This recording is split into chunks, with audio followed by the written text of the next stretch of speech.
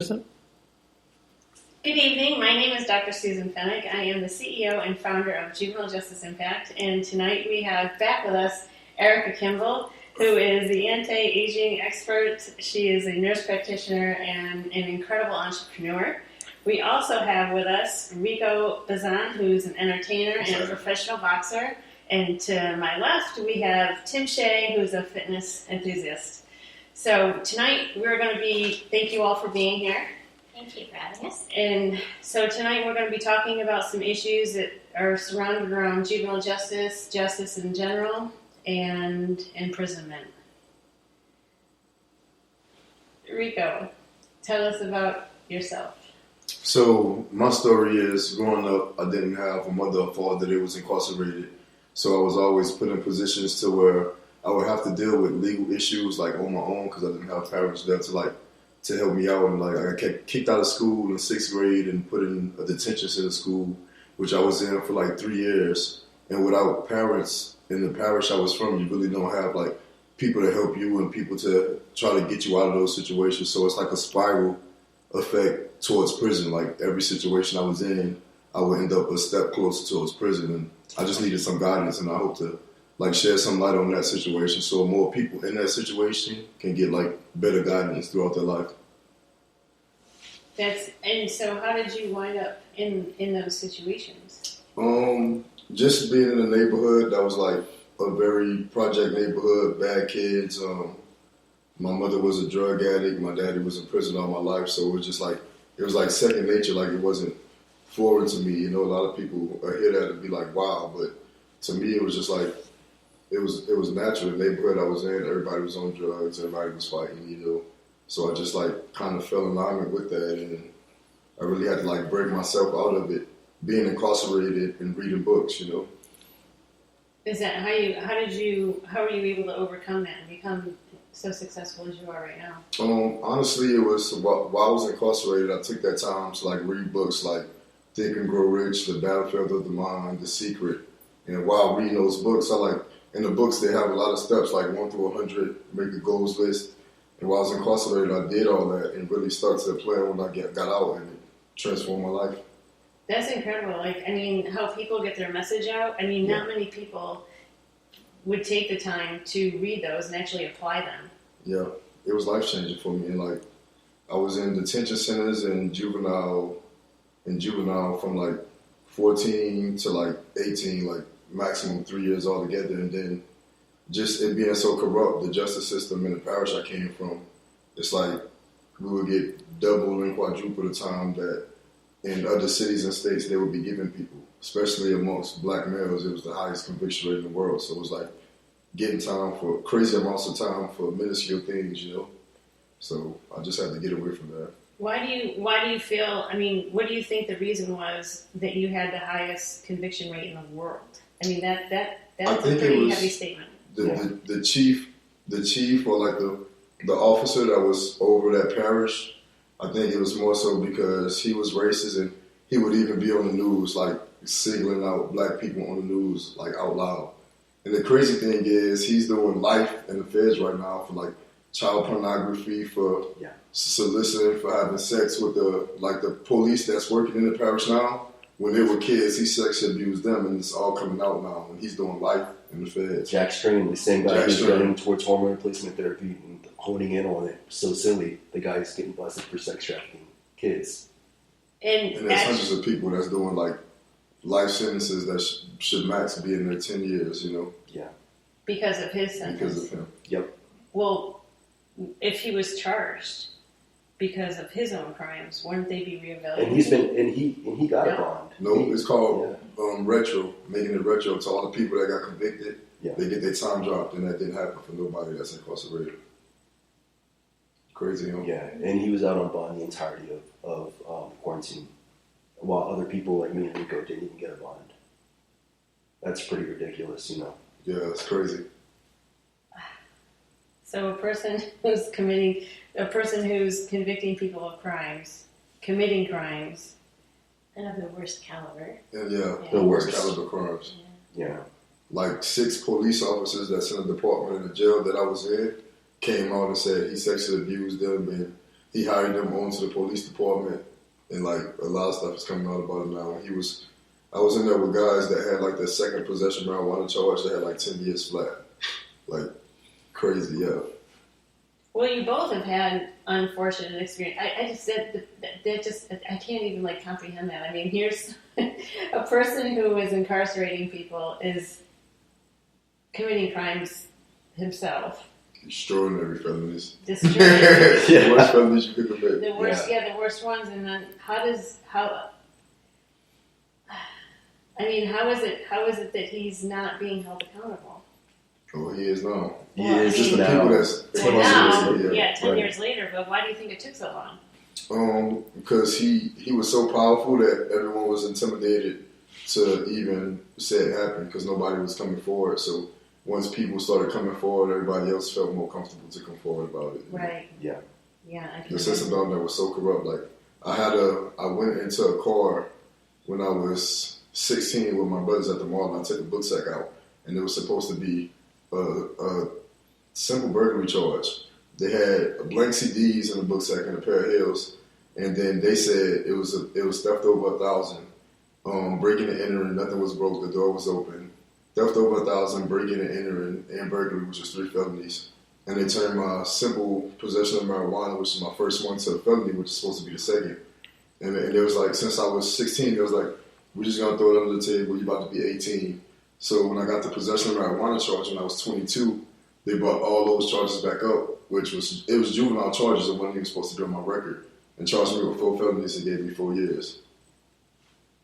Yeah. Crazy, huh? But there's nothing you can really do about it if you don't got a lot of money for a lawyer. I didn't have the money. I didn't have parents there to come to court with me, so it was just really me against the system, you know? Against the system. And the system that was originally designed to help youth, Yeah. which is, not the case. I mean, it's just not. I mean, you're speaking of some charges that you had that you felt were unfair as well. Yeah. Yeah, like, I think the main thing is the speed of revoking somebody's probation for something that, like Rico, marijuana, like me, hormone replacement therapy. When I was living with Rico in New Orleans, I had a PO, because I moved to a new address, check up on me. And they said, is there anything in the house we need to be concerned about? And I said, yeah, my prescription testosterone. They picked the bottle up. They said, how did you make the bottle last this long? I said, because I'm using it sparingly. It has a 2-week half-life after every injection. And they said, bullshit. And boom, they're revoking a probation that has 5 years left on. So I'm about to do real time for something as minuscule as testosterone, like Rico marijuana. And you had a prescription for it. I had a prescription for it. And Erika is very well versed in understanding the benefits of testosterone. I mean, it is a legal substance, and we've been using it for a very long time, but it's part of anti-aging wellness therapy, so there's a lot of taboo surrounding it. But technically, this is part of medicine that's keeping people healthier and keeping them having a quality of life for longer periods of time. But instead of like treating disease as they get older, the diabetes, the obesity, all that stuff, let's like take them back, put them on hormones like testosterone, estrogen, progesterone, so that people can live healthier and better lives. So it's kind of like on the fence, gray zone a lot. But as men age, anyways, they lose testosterone yearly. By the time they get to age 40, you get these guys with the big bellies, and those excess belly fat, it actually makes more like estrogen, which causes them to be heavier. They start having mood swings, they're not sleeping, they have no libido, like they feel horrible because the levels they were at age 30, around 800 to 1,000, now they're at 300. And so regular medicine is saying, oh no, you're fine, you're at 300, you feel like crap, that's fine, that's normal, sort of thing. So we use it a lot, and it really, I think, should not be an illegal substance, period, because it is helping a lot of people to maintain muscle mass and healthier lives. But And so now, but the thing is that when, I've been an advocate for juvenile justice for 22 years now. And what I've seen so many times is, these kids wind up in the system, and 100% I completely understand that that youth that commit violent crimes do need to be in a system and be rehabilitated and get the help that they need. So I'm not taking away from the kids that commit serious crimes. However, when we have the charges that you both had for something so small, and they're not a violent crime, but you wind up in the system, and then you have that charge, that label, so to speak, for the rest of your life. Yeah, and it sticks. Any job you try to do, they'll look it up, and then at the same time, like, they put me in. I got in a fight because I was defending a kid that was getting bullied in the jail I was in, and the warden watched the tape and told me, since I'm a professional fighter, it's an aggravated weapons charge. He was like, so you have to either finish out your complete 4 years in this parish, or you can go to prison for 18 months, then finish your term. So now I'm in a dorm with 50 guys, 20 of them's doing life, like, I woke up before and like a dude was laying next to me, stabbed to death. Like, I seen people get stabbed, I seen guys get raped. So for minuscule stuff, they put you in positions to see stuff that people that's never getting out of their life, like just killing each other, and you're around that for such small stuff, it's like, it's not fair, Because some people get changed, like they could have easily turned me like that, which it did a lot of people I was in there with, Seeing such violence, how have you, you as well, how does it affect your daily living? Your daily relationships, personally and professionally, and just how you carry yourself in life? Actually, like, growing up in the neighborhood I was in, like, I seen people get shot, I seen people fight all the time. Like, before I stepped in the ring, I had probably like 40 street fights. So, like, violence wasn't, it wasn't that serious to me. Like, I enjoyed like, you're almost desensitized to it? Yeah, I'm like desensitized to the violence. And then once you in prison and see people get stabbed and people get killed, like, you just have to look past it, you have to put in your mind that you can't let it affect you, You can't let it affect you, but hasn't it affected you? It did for about a week while I was in there, but I got over it. I noticed that my witnessing like the trauma in the 3 months I was in there, I would make goals lists while everybody was just, acting insane and being belligerent. I would just, during those high stress times, I would just read or I would make that goals list, and that was like a big thing. Rico, you remember? Yeah, he came out and had all his goals wrote down too. Yeah. And I remember he got to like 100 and was in the Walters, and I was like, salute. Yes. How many people who are in there do things like that and actually like make a plan for betterment? Like 7%. Okay, Yeah. 7? How did you pick 7? Because I was in the dorm. I was in the dorm with like 50. I was in the dorm with like 50 guys, and there was like 4 of them. So that's about 7%. No? Like 7 to 8%. No, but really though, a very small percentage of people they're all in the cycle there. Most of the people in that 30-man pod I was in were they came from bad parents. And that's why I could never even be mad at them for being so belligerent, because it's all they ever knew. Yeah, that's all they ever knew. Right. Their whole life. It's called the learned And like behavior. a lot of them, parents was addicts, and like that was all they around. Like, they literally in there because they don't have no drugs, crushing up Tylenols and Naproxens and snorting them. They get angry when they hear you're getting out, because they know they're in there way longer. They know they're going to be in there for years to come. They want you to stay in there. Yeah. Do they instigate? As your shit gets closer, yeah. They instigate, like, say if someone thinks you're going to get out, like, I don't know. Absolutely. Next month. Absolutely. So they think the day they called 2H2B for me to leave, this black dude was like in my face, like, you're lucky you're getting out, because it was going down today, like in my face, trying like, to make him out the mouth, out, so trying to make me flash. Yes, yes. So they try to instigate you to. As I'm getting my sheets and my blankets and like getting my stuff, like that's a real thing. Yeah, in prison, like they make a big deal out of not telling nobody when you're getting out, because people will like you'll be about to get out and they'll make you fight them just so you'll be in there longer because they have life, So drama. I've never been in a place with so much drama. But I'm a good fighter, so I was like, I'm getting out the mud, y'all. So whoever want to go at that, you know what I'm saying? Yeah. Have to go up against this. You guys need some. I really like to fight, so I was like, I'm about to be getting out the mud, y'all. So got 20 more days, 19, 18. Oh my God. So toxic. Oh my God. You said so toxic. Cheers. So you're a fitness expert. Tell us more about that. Yeah, so I competed in like 7 or 8 physique competitions during the time frame of getting into trouble, which is what how the policeman got my information and said, let's get see what this guy's about. You know what I mean? Mm-hmm. And that's how things started transforming, and they got my information, and he contacted me. Did I tell them on camera yet? No. Yeah, No, so little disclaimer, we are all just having this conversation in the kitchen area, so we're just recapping what we were talking about before. And I said, there was a few things I said, I'm like, don't forget that for the podcast. Yeah, you told her once she was on probation, you didn't tell her leading up to it.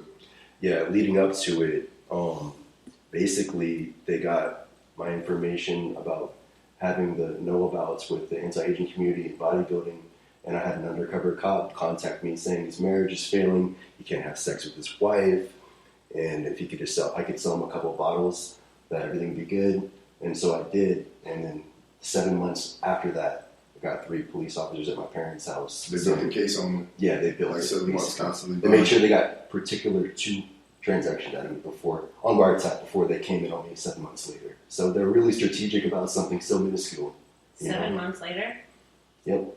And if you look at all those bodybuilding competitions, I'd say like 95% of all of those people are on testosterone. Oh, yeah. Probably 100. That's a great number. I mean, it's Yeah. true. You're not far off at all, I promise No, you. they're all on it. So They're it's all like on it, yeah. Arnold Schwarzenegger, who's now the governor of California, like that Yeah, wasn't natural. exactly. You do not get that big. And he says it on camera. He tells you what he take. He tells you what he took on camera. Absolutely.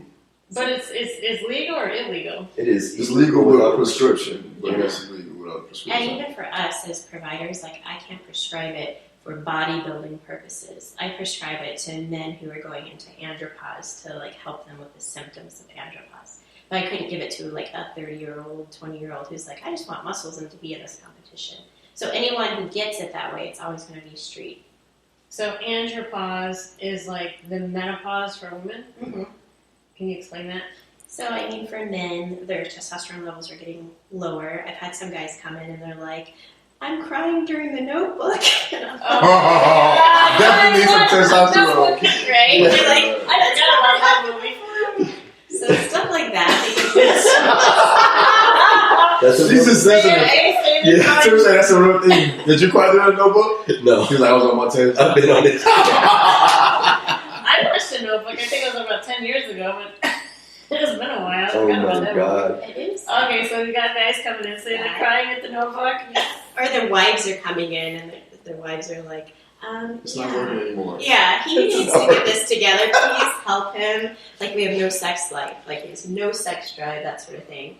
And they're like, they drag the husbands in, right? Because they're like, we're going to get a divorce if this doesn't get better. So, that sort of thing. Oh my goodness. Yeah. Okay. Yeah. So there are good reasons for it. And then women, they go through menopause, so do they need testosterone or estrogen, or what do women come in for? Women are way more complicated because we And are they're basically, really- yeah, guys like Agreed. need testosterone and they're good. Co-sign that. But women, like progesterone, estrogen, testosterone, our levels, like as we go into perimenopause, are like all over the place. So usually your testosterone is going down, your progesterone levels are going down, and as you get into like menopause, estrogen may go like up, but you can be all over the place. So usually I have to definitely do lab levels to figure out like where women are, what I need to supplement. But they too, they're losing their libido, like they don't want to have sex. They're also like gaining weight, they don't have enough muscle, they're not sleeping, they're really moody, like to the point where it's like people can't be around them because they're like, like Yes. it gets Why is it in the category of cocaine, guys? That's all I want to know. It is. It's a class 2 felony. He said, why is it in the It's a category? scheduled Yeah, medication. no, that's where I'm getting at. Why is something that? Seriously, that's what I'm getting at. Let me know. We want to know that. Yeah, why is something? Oh my Why is gosh. hormone replacement therapy in the same category of narcotics? Yeah. I think it's coming more to light though, the benefits that it It has. is, to the it is. population. Because I can become a man, or like a woman can become a man tomorrow, and they can get prescribed it, but a guy can't use it for hormone replacement therapy to fight lethargic side effects and stuff. I don't get it. Yeah. That's it. That's Erica's expertise. Yeah, I know. I'm glad we have her Since a here. man can become a woman tomorrow and get it. Yeah. I want to be a woman. Yeah, That's funny. Yeah. in the chat. But there are Yeah. like specialists. There's A4M, which is the Anti-Aging Academy, who's really doing a lot more of like research about hormones and the need for them, and like even like HCG, like human growth hormone, like because that is like a big topic. It's starting to get more legal, like in a lot of different states. California, you can really kind of prescribe an anti-aging for human growth hormone, which they found like really is kind of like a little bit of fountain of youth. Like, It is. Yeah. So, I mean, I have a prescription for HGH. So I'm incredibly on HGH. Maybe that's something I need. yeah, I mean, Yeah. literally. I think every human should be on it. It's incredible. I said every human should be It's the on it. pinnacle of anti-aging. Helps your skin, it helps your bones, it helps like your clarity of mind, like everything. It just So where do I get this? Hold on. Where do I get it? Hold on, I'm writing it down. Although it's extremely expensive too. That's the other thing. Yeah. So not a lot of people are on it prescription-wise. A lot of people are on a black market. So. But Then we go back to hold on, why? Oh my God. What the heck? Drop All the beat. right, and we're live. This conversation is too much. And we're live. And there it is, folks. It's getting crazy in here. The later it gets. Oh my goodness. All right, so I don't know. We're kind of circle this back around to yeah. So Erika, where do you so Erika decided we wanted Erika to come back on the show to be the leading expert in the hormone placement and the testosterone and so she's speaking of the benefits. Well, these guys were speaking of how they faced time for something that is so beneficial to your health, which is kind of unthinkable. Yeah. Because someone decides to put it on, that chart legally. But as I think more people, especially Hollywood people or bigger name people, start to discover, like, oh my gosh, this makes me look younger and more beautiful, then the legality of it starts to go down. Like in California, because there's so many celebrities on it. It's all the celebrities on HGH. Oh, Like, yeah. you go on YouTube and watch it, and they're all openly talking about it, Then when it benefits that part of society, it's like, okay, well maybe we'll turn a blind eye and start to slowly legalize this sort of thing. Yeah. Like there was Bill Clinton smokes weed. We probably could legalize it a little bit in certain states, Yeah. It's crazy. Now you just in Las Vegas, you can just go into a store like a gas station. It's just walk in and just buy it. And it's still very illegal in Louisiana. Like I was smoking actually walking down Bourbon Street one time, and this shows you how crazy the police are. I'm smoking and I'm walking down Bourbon Street. 2 cops literally hit me in the back of the head and just started slamming me up against the brick wall and slamming me on the ground. They was doing it so aggressively, I had to start screaming out, I have blood clots. I have blood clots. They boom, boom, and it's on a concrete ground and a brick wall. People walking by, why the hell are they just doing them like that, from smoking weed? And then they took my book sack, they was where's it at? And just dumped all my stuff on the ground. And it was I didn't have, it was just that. And it hit me so hard, it dropped out of my hand. And then they just started beating me in the middle of Bourbon Street, and then shook all my stuff on the ground and threw the bag and walked off. And I was going to work, I was dancing at the time, and my shoulders they had me like this and was pulling my arms up, and my shoulders was hurting so bad I couldn't work that night. Crazy. Do you think that generation of law enforcement, though, is starting to be a little more careful? Because look at social media and all the stuff that's happening. They chill it out. Yeah. They chill it They out got big all time. the stuff out on the table. When I was young, real young, it was real bad.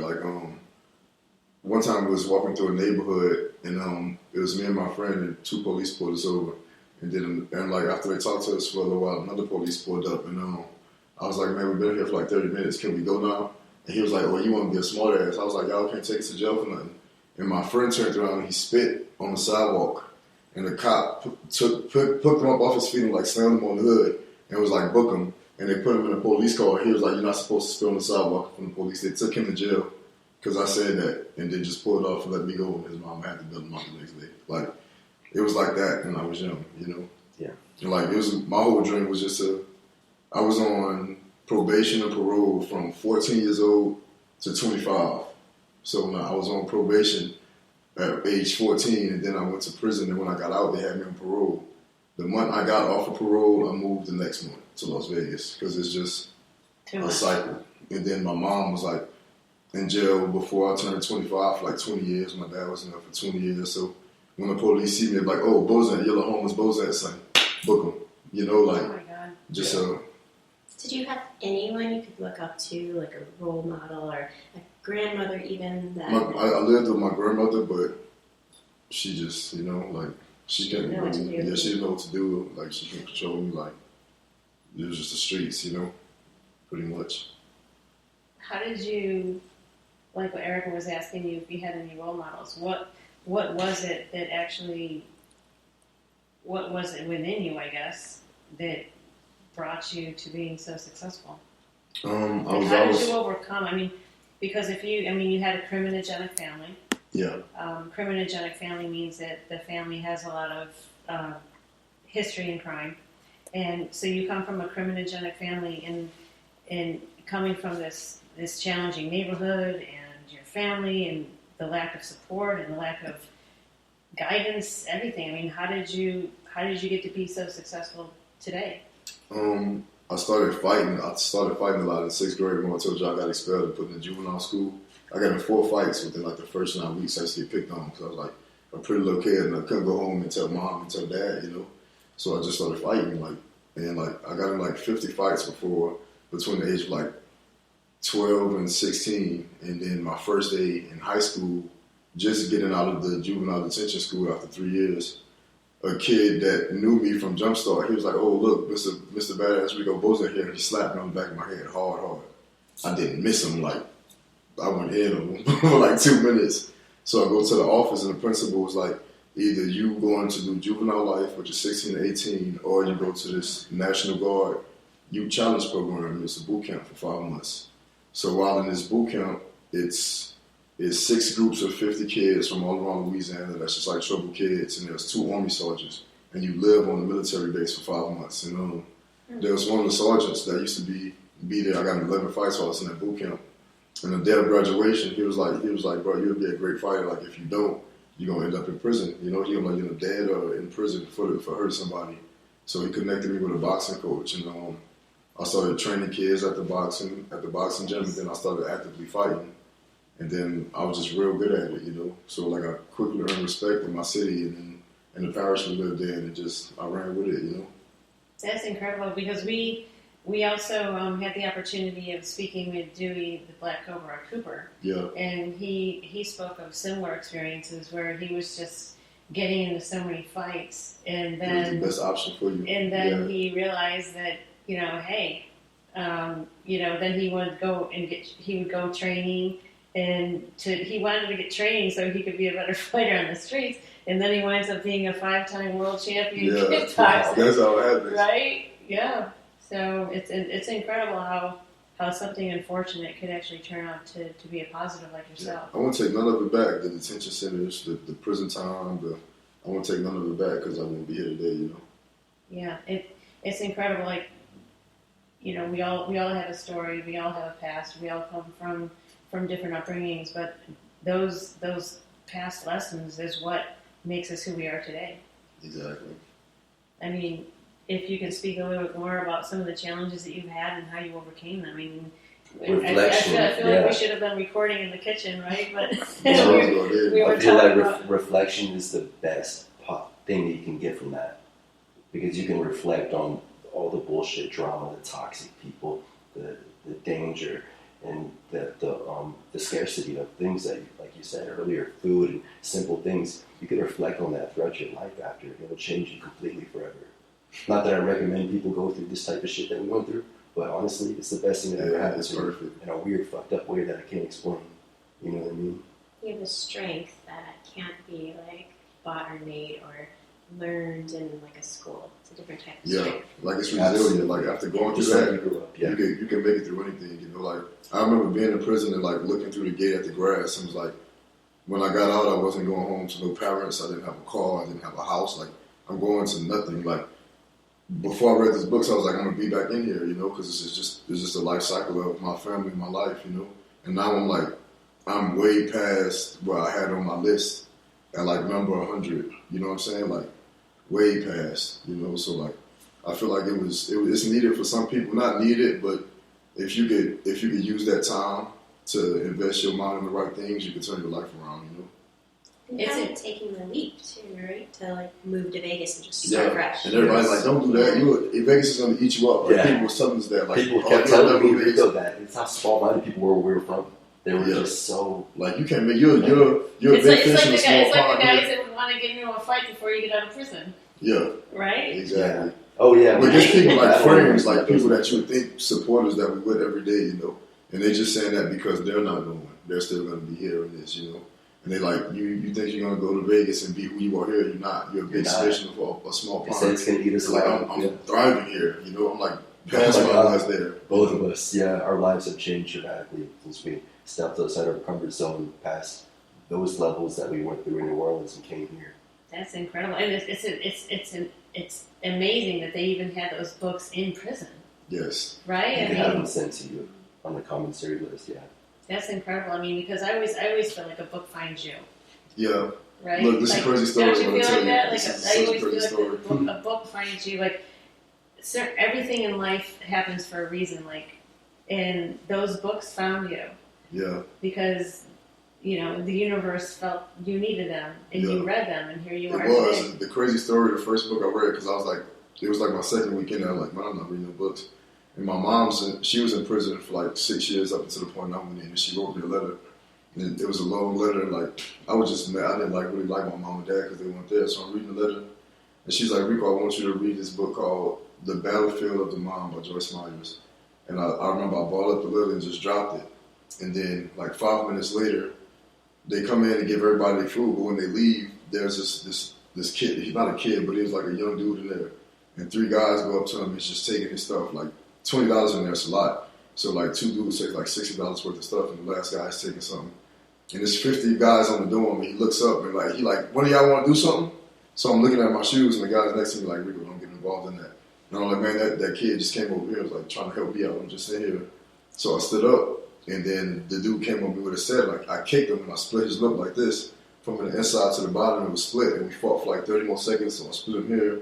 So the police came in there with like the beanbag guns and made us get on our knees, and they called me to the warden's office. And he was like, that's when he told me he seen me taking up for the kids. So that day they got all my stuff, and they brought me to another dorm. This is like 2 hours after I read my mom's letter. When I walk on the dorm, it's 50 beds with 50 guys, and on the very first bed, the book is open like this on the bed, and it says The Battlefield of the Mind, Joyce Myers. And it had chess pieces on it, and I just learned to play chess. And I stopped, and I'm like, wow, that's crazy. Did you get like the chills? I did. And the guy that slept on that bed, he was like, what's up, bro? I was like, I'm just looking at that book. And he was like, you don't read it. I read the book in like 4 hours. Then I got The Secret. The next day, read that in like 4 hours. The next day, got it was crazy. And then it was just the whole time I was in there, I'm like, with the notebook, doing all the steps that's in these books, you know. That's incredible. Yeah. I think sometimes too, like being raised in that kind of environment, if you have parents who maybe are not involved very much, or not the parents that you think they should be, like it's because of their childhood as well. But sometimes they're able to give you like one little crumb of something that means a lot more, and that's all they can give you. They just can't emotionally or physically or financially, they can't give you anything more. But even that is like amazing to have. Yeah, that was just the switch for me, you know. Even though she wasn't there, like I still tell her I appreciate it for it, you know. Do you still have the letter? No. I was like, forget you, Bobby, you weren't there. I still have the knowledge from the book, though, so yeah, same thing. Do you still have the book? No, it was for somebody else that was in there. Oh, and it wound up on your bed. When you in there and you leave, like you give those books to the guys that you feel like could use and that was around you. You know, like I had a bunch of like guys younger than me that was in there that was just like wow, you know, like gambling, fighting, like with no plan of what to do when they get out. And I'm like take this book, you know. It's like in there you want to pass it down so as many people get the knowledge that you can give, you know. In the facilities that you were in, was there any guidance as to what to do when you got out? There were some classes, but they could have did a lot better in those classes because it wasn't like real life stuff that you're dealing with that they was talking about. You know, it was like if you already had like a stable place or something stable to go to, then what they would give you help. But a lot of people was getting out to nothing, you know. Because I know that homelessness in youth is the percentage of homeless youth is just so high and so unfortunate. So a lot of these kids, they don't, like yourself, they don't have a mom to go home to. They don't have a dad. They really don't have anybody. Yeah. And so the homelessness in youth is so high. And so sometimes what I would see is that kids would just reoffend to have that roof over their head. Yes. As sad as that sounds. Especially in Louisiana. A lot of that. Really? Yes. Can you imagine? I mean, imagine that you purposely get in trouble just because they knew that they would have. They call it 3 hots in the car. Yeah, they knew that they would have. At least if I go back in there, I got 3 hots in the car. I'm not sitting here in the freezing cold. Yeah, no, seriously. And during the wintertime, it was overpopulated all the time because they knew that they could take a shower. Yeah. Even though they would be in a jumpsuit. Even though it's nasty meals. You know? It was something. Yeah. It was something. And so they knew that if there's medical attention. Yeah. Right? They know that there's a school. They know that there's food, a shower, a bed. And if you're homeless, as sad as it sounds, that was a better alternative. Yeah. Like I feel like the justice system, they need to do more evaluations before they hire the cops. Because once I got in jail, a lot of the cops that were in there were guys that I was in school with. That was like people, they was like nerds, or they got picked on by certain people in school, and they would become cops. And I would see them in there, and they would just be like treating guys so bad because if the guy says anything to him, 3 more cops are going to come and just going to beat the hell out of the guy. You know, but I know you from school. Like, this not you. You're not hard like this. You acting like this because you got a gun and a badge, you know. Right. And this guy is probably reminds you of one of the guys that bullied you, so now you're about to make his life hell while he's in here, you know. I've seen a lot of abuse of power. Yeah, so. And you speak of it as well. And I think one of the things that if I could change anything, it would be unlawful restraints. Because I'm sure as a youth, at some point, you were probably restrained by someone who was much bigger than you. Like when they were slamming me, I was like, at the time, I think I was like 19, and like these were 2 huge ass cops. You know, I'm like, once they stopped, like I'm looking up at them, like I'm like shoulders hurting, like nose bleeding, like just they slept there, like they really just abusing that power. You know, like I can fight, like I know, like I can hit one of y'all and knock y'all out. You know, like I'm sitting there, like. But if I do, it's just going to be way worse for me, you know? So I have to, like... And you remember what happened to Dennis? Our friend Dennis got damn near jumped by cops. Yeah, like bloody, Dennis, like he got he his was in teeth the hospital, out. knocked his teeth out. Yeah. And they, like, brought him... They handcuffed him, brought him into a parking lot where there was no cameras and did it to him. Is that what he said? Mm-hmm. He was so messed up. He had to get new teeth and everything. Well, from my experience being in the different facilities, I would see, you know, adults, very big adults, I mean, like linebackers, restraining a youth half my size. Yeah, like rough. You know, and a lot of these kids have asthma, and they have broken bones, they can't breathe, some kids, you know, I mean, look at the statistics and the research and the percentage of kids that die from unlawful restraints. Yeah. And, you know, the training that goes into it obviously needs to be heightened. Because they just get so hyped up. They evaluate it more. Yeah. They get so hyped up. I mean, I saw one time this boy come in from another facility, and what happens is sometimes they forget to transfer their medications. So come to find out, he was actually autistic, and he was in the mental health wing, but he was a behavior issue, and I believe his behaviors was because number one, he was autistic, and they forgot his medicine. And the person who was in charge at the time literally hogtied him and threw him into the cell. And I was like, you know what? I need to find a way to have a bigger impact on the system. And that's why I've been doing what I've been doing for the past 22 years. You know, it's like this podcast, you know, we bring people together like yourself to talk about issues, and there might be one person that hears what you have to say, or you, or even Erika now, or even in the podcast that she was on previously. You know, there could be that one sentence that changes a person's life, and that's why I feel like this has just been so successful. So I really thank you guys for being here. I appreciate you for doing it, because people need to hear these things and see what's really going on, you know. Like, you're making a major impact. Like, a lot of people in Louisiana need to watch your podcast, you know. Judges, police officers, people that's in the system, you know, like it can help a lot massively. You know, people need this. What do you feel collectively, each one of you? What do you feel? What's it going to take to make these changes? I think Rico brought up a phenomenal point about how I think to even get that badge, they need to go through a psychiatric evaluation. They need to go through a background check, something really tedious where they can really see what they've been up to over the past, whatever, 5, 10 years. Yeah.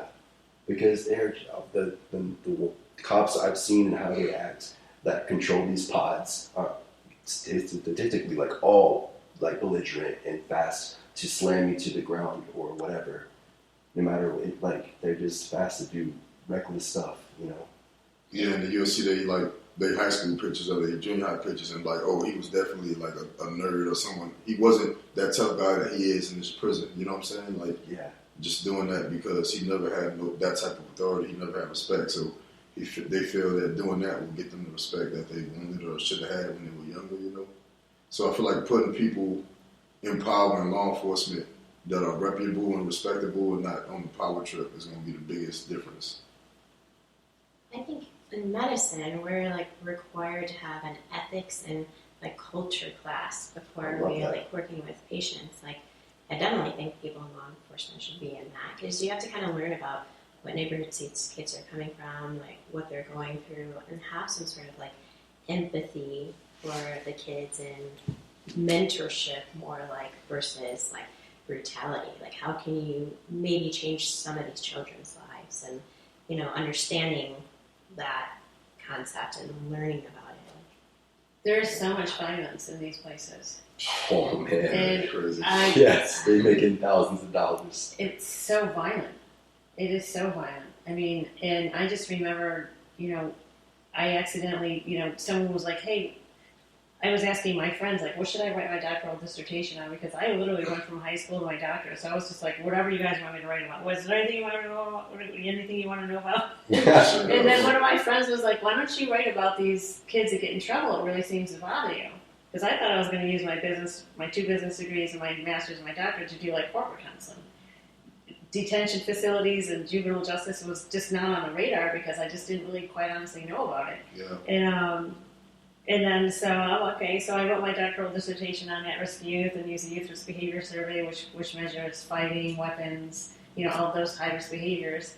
And then I wound up working in this facility, and it was just such a jaw-dropping experience because I didn't grow up with, I didn't have any violence in my life. I mean, I had 16 aunts and uncles, a beautiful family. You know, we all had dinner together on Sundays. You know, they kind of like supper, Walton's Mountain kind of like.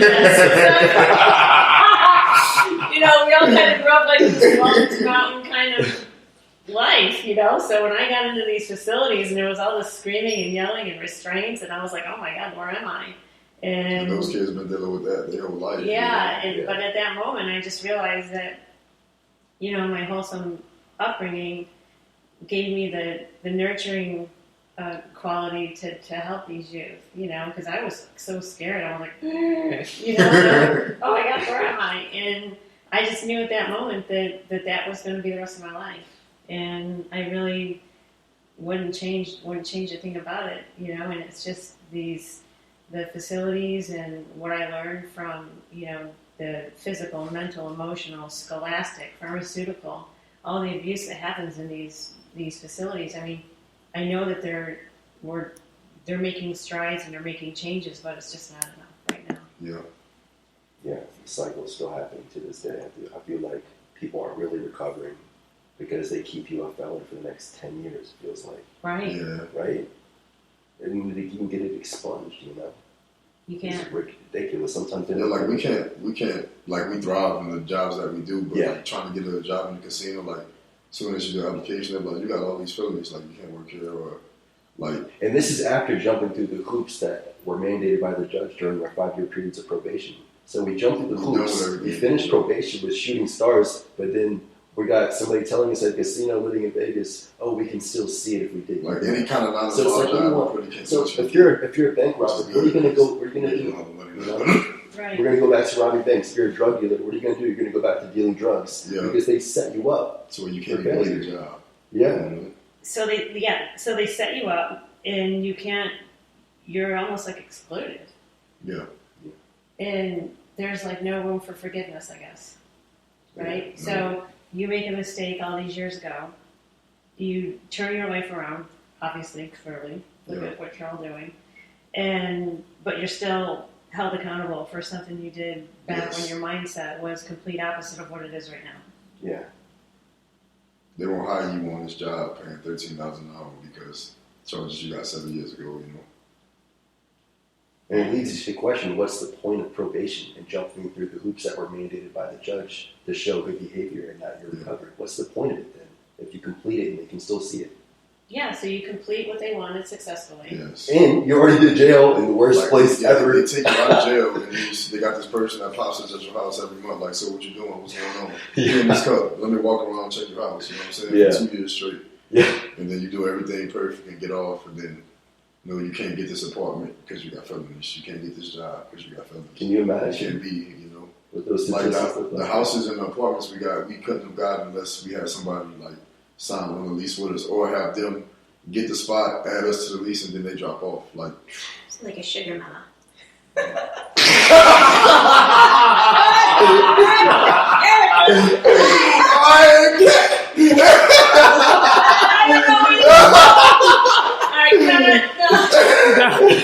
well, There's something in there. but yeah, we had crazy stuff here and there. like, what did you hear? So I mean, but for some people, I mean, there's no room for like motivation. If you know that you're always going to be beaten over the head with something you did all these years ago, even though you went through every single step that you needed to do, you did everything. Yeah. You followed everything and you finished everything successfully, but still that doesn't take away from. Can you imagine what that causes statistically with most people that maybe didn't have the best? 80% of them go back. Like, it's crazy. Like, so many people end up going back. Like, when I was in there for those 2 years, like, people that would be in there for like 3 years, and like, when I got out, I was in there for like 2 months, they got out, they'd come back and be doing 7 because they couldn't get no job. Like, they didn't have people to help them, so they went back to doing the same thing, got caught again. Now, what's your third offense? Now they're going to triple bill you, which is a triple and quad bill is taking the time that you could have got 8 years and tripling it, 8, 16, 24. Now you're doing 35% of 24 years. You're not for 8 now. Because the aggravated charge is 85%. And any other charge in Louisiana is 35. But if they triple bill you, it's 8 times. So you get 35% of that. And it was getting, every black male at my age group at that time that came in there was getting billed, you know? So many bodies, you know?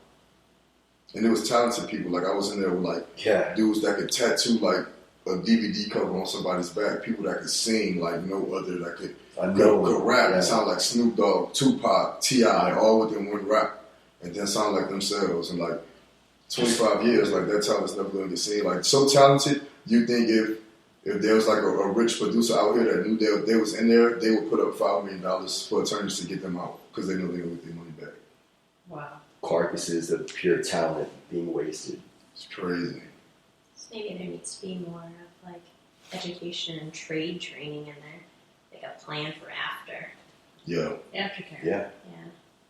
Or the follow-up. I mean, because, I mean, how do you... It's not a positive for so many people, I mean, other than, I mean, you guys are the small percentage that rise above it, but think about the other people that, you know, they go through all these steps, they go through all these programs, they finish everything successfully, they graduate, you know, they do everything they're supposed to do, but then, you know, they go to apply for a job, and then they can't get it because of their past. Can you imagine what that does? Yeah, to their so they don't have where's the inspiration? Like, how do you... They're just the streets. Yeah. It's just not the good streets, what are you going back to? Almost like a setup. Yeah. Makes you wonder. I mean, because to me, if, like, you graduate from college, right, and you have your degree, and then you go on and you use your education to get jobs and everything, right? That's the whole purpose of why people get higher education, right? And so then you go through all of your programs, which was different, but you still graduated with what they required for you to get out of the system. But then you're penalized for it for the rest of your life, even though you went through, even though you went through and passed everything. That's the justice system. Is there an agenda involved? It makes you wonder, right? Do you think there is one? I think it's about money. Because if the beds aren't filled, they don't get paid? Yes. Yeah. They make a lot of money. I was told that by directors in the juvenile justice system. Mm-hmm. You know, they would. It's like $600 a week for every person that you have in there. Every person that's in there. Yeah. Yeah. I mean, I met a director once. I had her hand on a stack of paper, and she's like, "If we don't over-medicate and over-violate, then keep the beds filled, and we don't get paid." I'm like, "Wow." She really said that. Yes. Yeah. It's true though. And, oh my God. yeah. Because if the beds aren't filled, then how do they make their money? And all the beds was filled. Yeah. If there was a 30-person pod, and goes down to 29, that next person's coming in hours. Yeah. It's like so fast, like And I mean, and then you have the juvenile offenders, you've got the juvenile delinquents, and the amount of charges that I would see coming in, I'd be like, why are you here? You know, I mean, even as something as, I understand, you know, the probation and probation violations, but coming in an hour late for curfew doesn't, in my opinion, constitute putting you back into a secure facility with razor wires. It's constantly happening in Louisiana. Yeah. It's constantly revoking. I've seen I've seen the cases like that, and so Louisiana sounds to me like one of the worst. Yeah. One of the worst hands down. The South in general, yeah. Between 2005 and 2012, it had the highest conviction rate for black males, but they was convicting everybody. It's just at that, black males was getting convicted at like a much rapid rate, like getting a lot more time than anybody in the country, yeah. In the world. I Googled it. He Googled it. I was like, this can't be just true. Curious, right? Yeah. Why do you think it is? Because Mississippi and Louisiana, like racism is still more like relevant. You know, like I always had like a girlfriend of a different color. So like when I'm out in public, people be like, "What the hell?" You know. So it's like it's just more relevant there than anywhere else. You know, like here it's ordinary. Like it's something people do. There it's just. And a lot of the cops that's in the justice system was raised with racist parents, you know. Going back to what Erika was saying. Yeah, so it's just they were getting in the justice system, and the judges, like most of them are real old, so they was already racist. So you know their parents were, you know. And then the cops that's coming up underneath them, they're like telling them like we're a threat, you know. So it was just a snowball effect of that. Yeah. But it's getting better. It's a lot better, you know. What's made it better? Just time and more of the corrupt police getting caught for the wrong stuff they do and get caught for people getting them on camera actively just beating the hell out of a black guy or just slapping and knocking out like a young black girl or they're just getting caught, you know, with cameras and social media. It's not as easy for them to get away with all that now. I can understand that, that's for sure.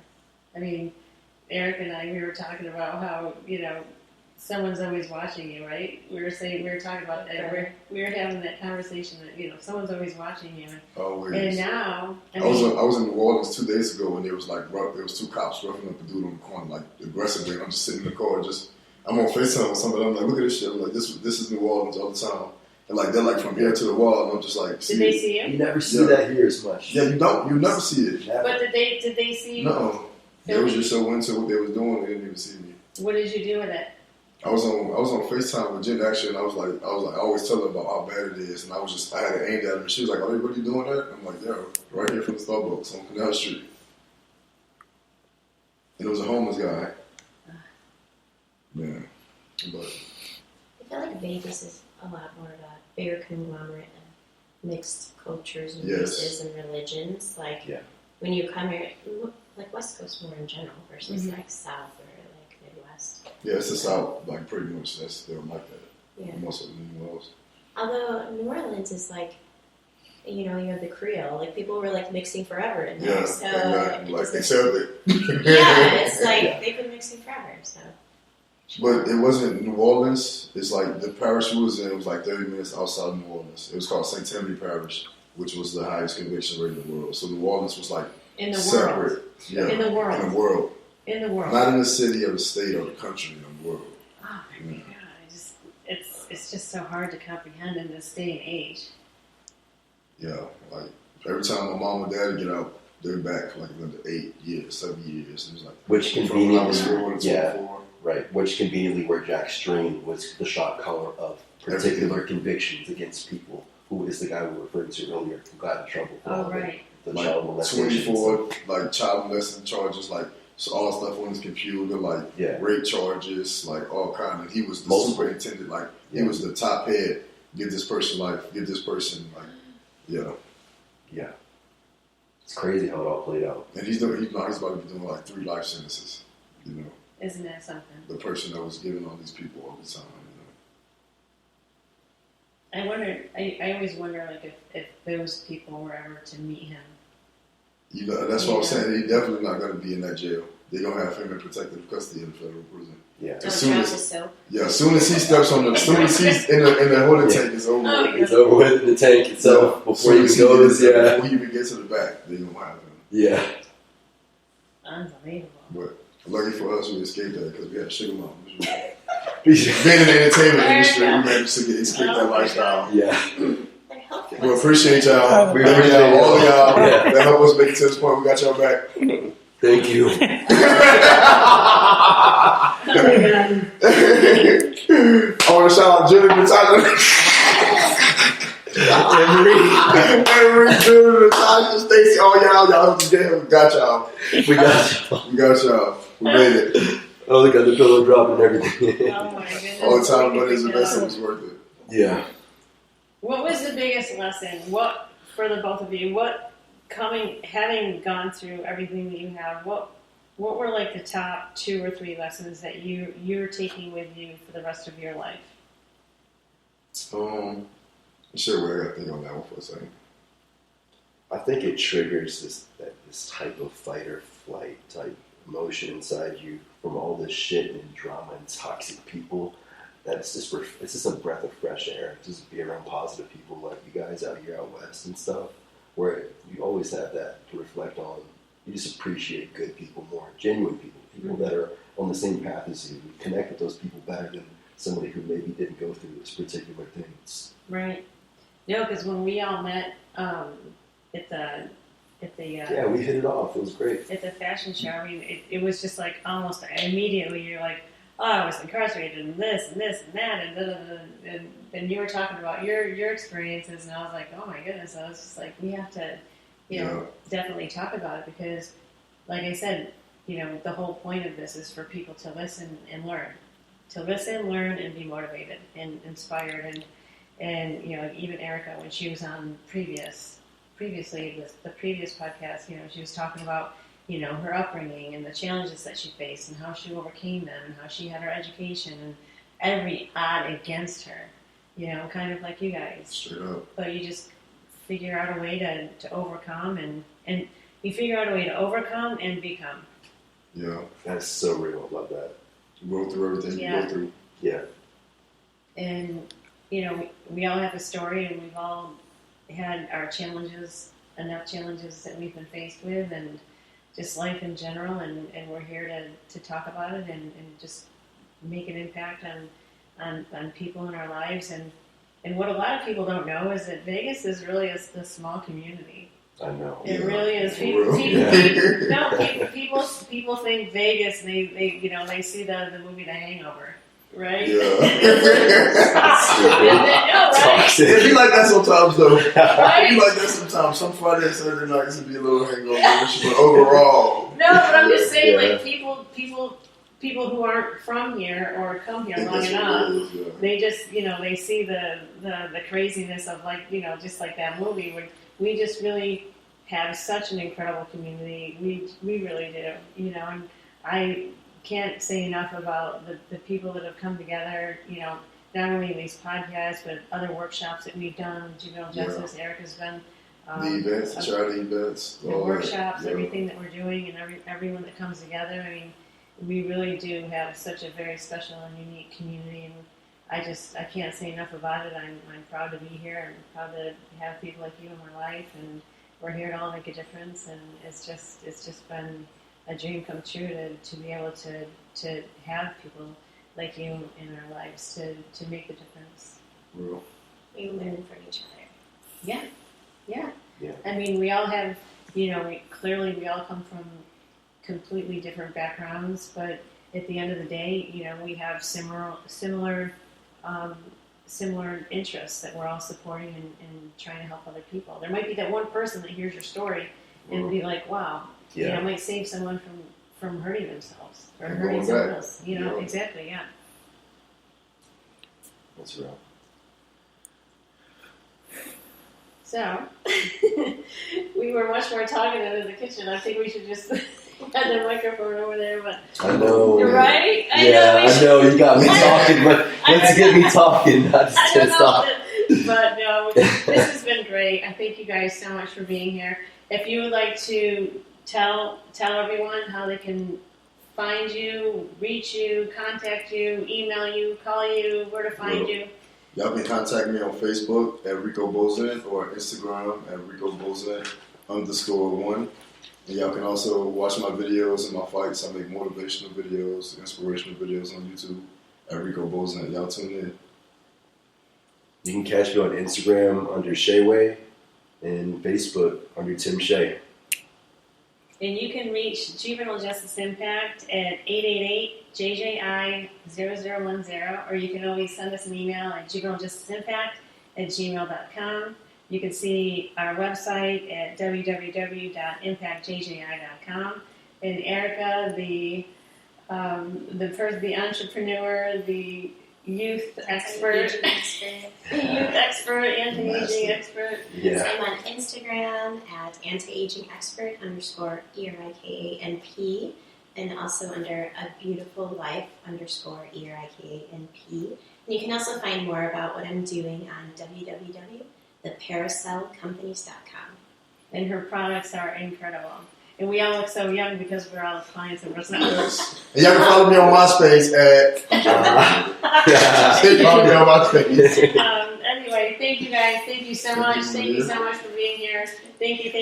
And we'll have you... I was like, as you keep sticking to the left, I keep getting... But that was like the video one. I was like, I was about to touch the left. I was like, I'm about to grab. I was like, I'm going to wait till the video starts. Cut that. Actually, it's still on. All right. Well, this has been fun, and I hope all of our listeners got something out of it. And we're here to help. We're here to make a difference. We're here to change, and we're here to make an impact. Thank you so much. Got it. So I was like, this look. And she looked. I was like.